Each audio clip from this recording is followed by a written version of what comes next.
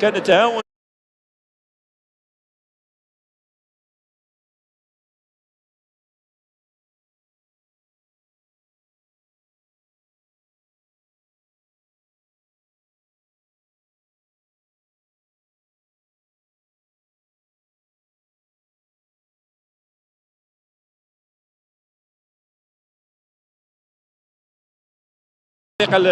المغرب الفاسي، وهدف يفاجئ كل من يتابع هذه المباراة. انطلاقة جميلة جدا لهذه المباراة. لاعب لامين دياكيتي هو مسجل الهدف.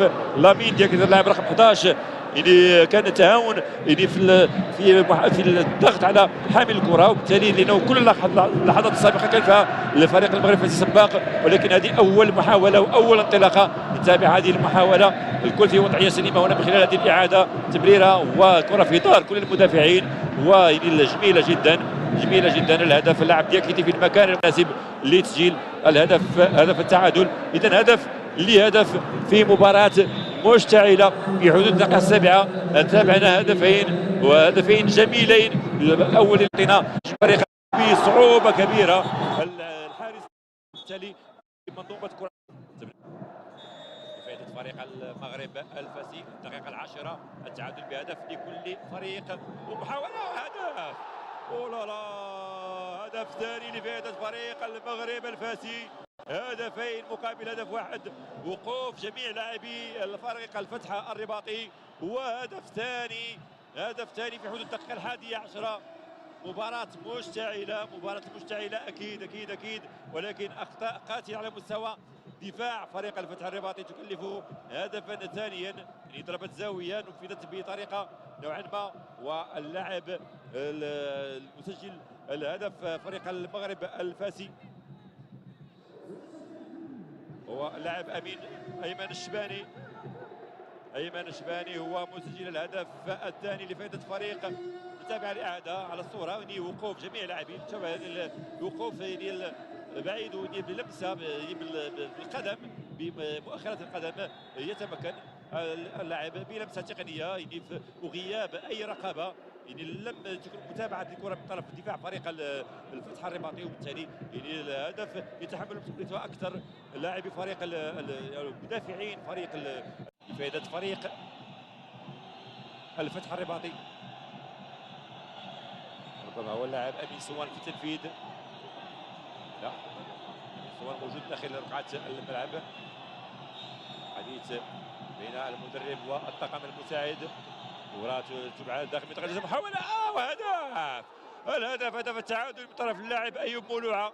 الضربة الثابتة قلت انها لسلاح فريق الفتح الرباطي، وايوب مولوعة قادر على الهزم شباك فريق او دفاع فريق المغرب الفاسي، يتمكن من تسجيل.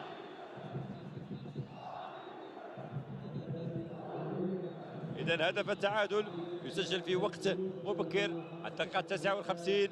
هدف التعادل لفائدة فريق الفتح الرباطي.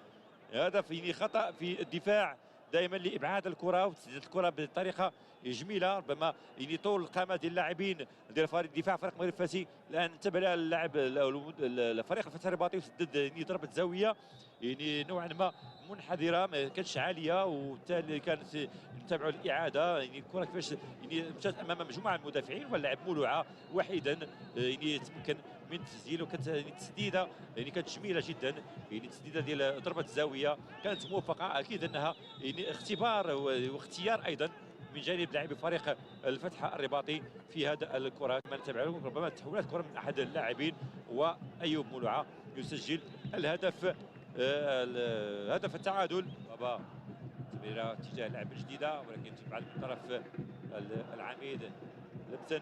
كرة عند اللاعب عادل الرحيلي، تسديده قويه والقائم يرد تسديده اللاعب عادل بابا مره اخرى. يجد منافذ في وسط الميدان لتنفيذ تمريره جانبيه، محاوله هدف جميل من طرف لاعب جديده. هدف رائع، هدف جميل جدا من طرف لاعب جديده يضيف الهدف الثالث. جول، ولا اروع ولا اجمل من هذا الهدف. هداف كبير لاعب بن جديده، هداف كبير، هداف يعني من طانه الهدافين الكبار. جماليه الهدف الاول ثم جماليه الهدف الثاني.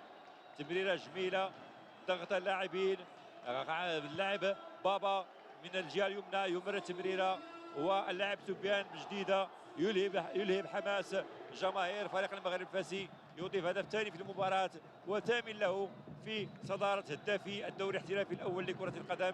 هدف يباغت فريق الفتح الرباطي في ربما في اول هفوه من المدافعين، ولكن يعني ربما يعني سرعه التنفيذ وسرعه التمرير وسرعه التسديد اعطت الامتياز لفائده فريق المغرب الفاسي في هذه الكره، وبالتالي 3 اهداف مقابل هدفين. كره جميله نتابع الكره من خلال الاعاده، جميله جدا. الهدف